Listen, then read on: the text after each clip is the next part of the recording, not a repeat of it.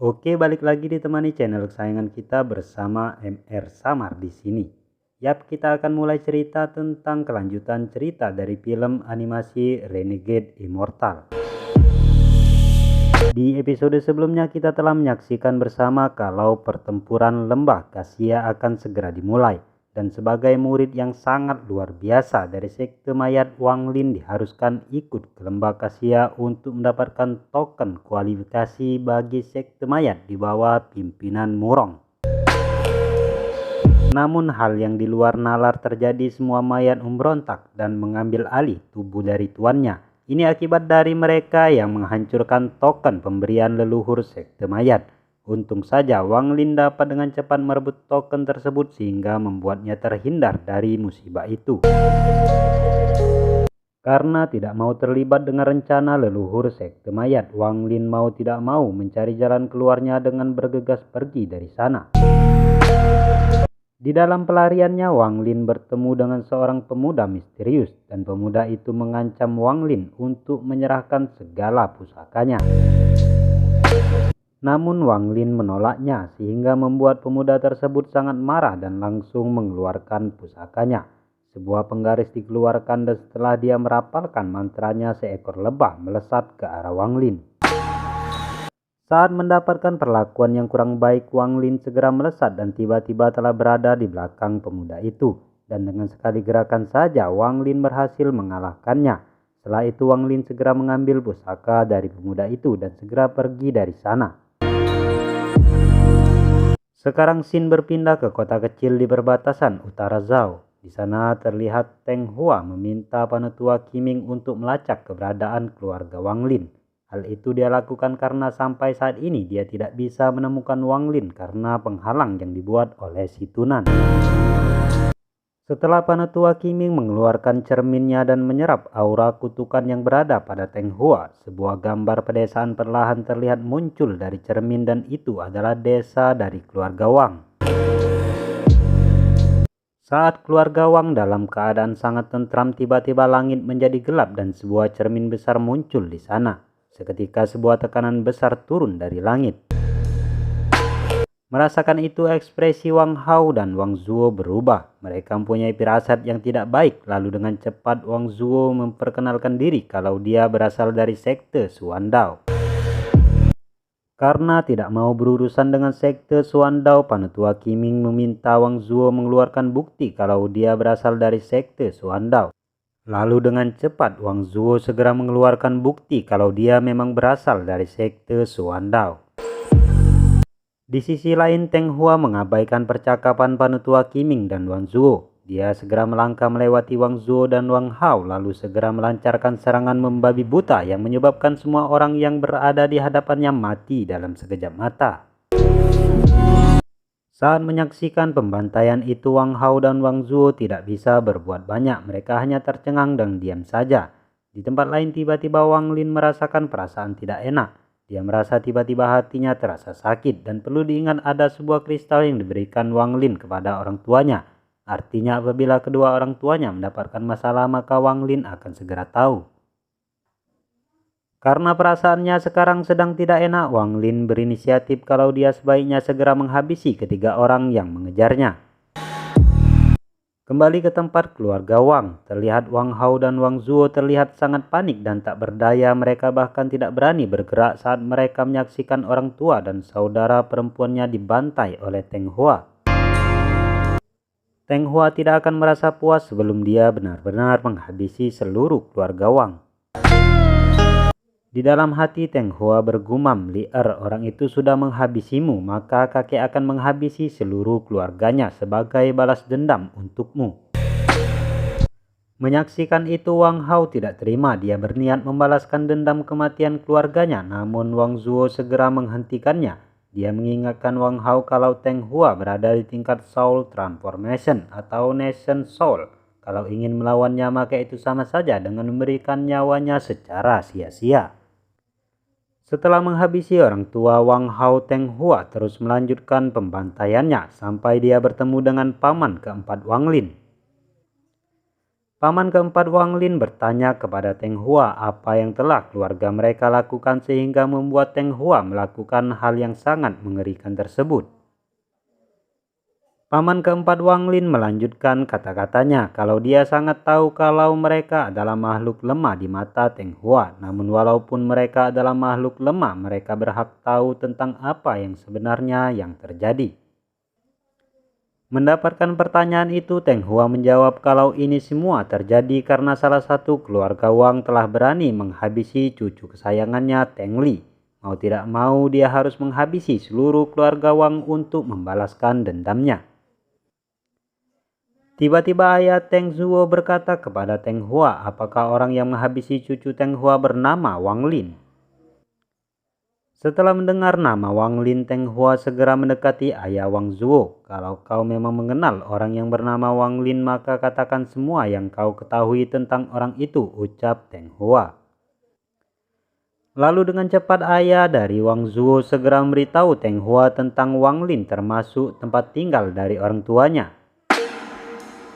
Setelah Teng Hua mendapatkan informasi tersebut, dia pun tertawa keras sambil berkata kalau dia akhirnya tahu siapa yang harus membayar hutang nyawa tersebut. Sebelum pergi ke tempat tinggal orang tua Wang Lin, Teng Hua ternyata tetap menghabisi ayah dari Wang Zuo dan berniat menghabisi Wang Hao dan Wang Zuo juga. Namun tindakannya itu segera dicegah oleh Panutua Qiming. Panutua Qiming berkata kalau Teng Hua menghabisi kedua pemuda itu, maka mereka akan berurusan dengan sekte Suandao. Dan apabila itu terjadi, maka Panutua Qiming tidak akan ikut campur lagi dan akan mengatakan yang sebenarnya kepada ketua sekte Suandao. Mendengar apa yang dikatakan Panutua Qiming, Teng Hua mau tidak mau harus menghentikan tindakannya dan segera melesat pergi dari sana menuju ke tempat tinggal orang tua Wang Lin. Merasa telah diselamatkan oleh Panutua Qiming, Wang Hao dan Wang Zuo segera membungkuk dan berterima kasih kepadanya. Lalu Panutua Qiming segera menyuruh Wang Hao dan Wang Zuo untuk pergi dari sana dan berpesan agar mereka dapat menjaga diri mereka dengan baik. Setelah melihat pemandangan mengerikan yang berada di sekitarnya, kini Panutua Qiming merasa sangat berdosa karena telah memberitahukan Teng Hua asal-usul Wang Lin. Maka pada saat itu juga dia berjanji akan menyelamatkan orang yang dia temui sebisa mungkin, termasuk paman keempat Wang Lin yang pada saat itu sedang pingsan di dekatnya. Sekarang scene berpindah ke tempat keluarga Wang Lin berada. Di kediaman yang nampak tentram terlihat saat ini ibu Wang Lin sedang merajut sehelai kain. Namun suasana tentram itu tiba-tiba berubah menjadi suasana yang sangat mencekam saat Teng Hua telah sampai di sana. Dengan sekali jentikan saja kediaman keluarga Wang Lin hancur lebur dibuatnya. Di tempat Wang Lin berada, dia kembali merasakan hal aneh. Dia merasakan sakit yang sangat hebat dari dalam dadanya. Dalam hati dia bergumam apa yang sebenarnya terjadi kepada orang tuanya. Tiba-tiba ada suara terdengar, ternyata itu adalah Teng Hua yang dapat berkomunikasi kepada Wang Lin melalui mutiara yang ditinggalkannya kepada orang tuanya pada waktu itu.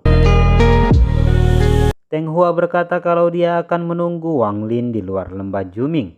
Kalau Wang Lin tidak datang saat lembah terbuka, maka Teng Hua akan menghancurkan inti jiwa dan jiwa keluarga Wang Lin akan menghilang selama-lamanya.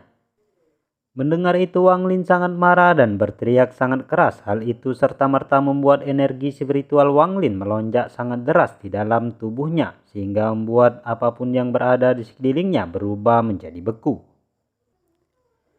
Tidak hanya sampai di situ, pada saat itulah kekuatan Qi dari Wang Lin meningkat sangat pesat yang membuatnya mencapai alam Ji.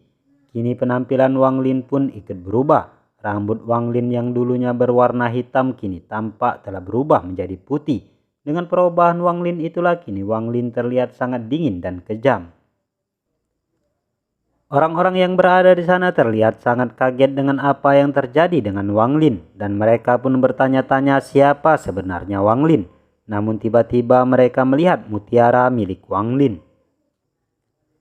Karena dalam keadaan marah dan sedih, Wang Lin tidak sadar kalau mutiara miliknya kini keluar dari tubuhnya. Mereka berkata kalau mutiara yang berada di dekat Wang Lin ini mirip sekali dengan mutiara yang dibicarakan oleh leluhur mereka. Walaupun mutiara yang mereka lihat sekarang agak sedikit berbeda karena mutiara tersebut memiliki ukiran daun bukan ukiran awan, seperti yang diinformasikan oleh leluhur mereka. Namun mereka sangat yakin kalau mutiara yang berada di dekat Wang Lin adalah mutiara yang dimaksud oleh leluhur mereka. Lalu mereka pun berinisiatif untuk merebut mutiara tersebut dari tangan Wang Lin. Saat mereka menyerang, Wang Lin terlihat tak peduli dengan apa yang mereka lakukan. Namun hal tak terduga terjadi saat sekelompok orang tersebut menyentuh mutiara itu. Seketika itu juga orang-orang itu menjadi beku seperti es.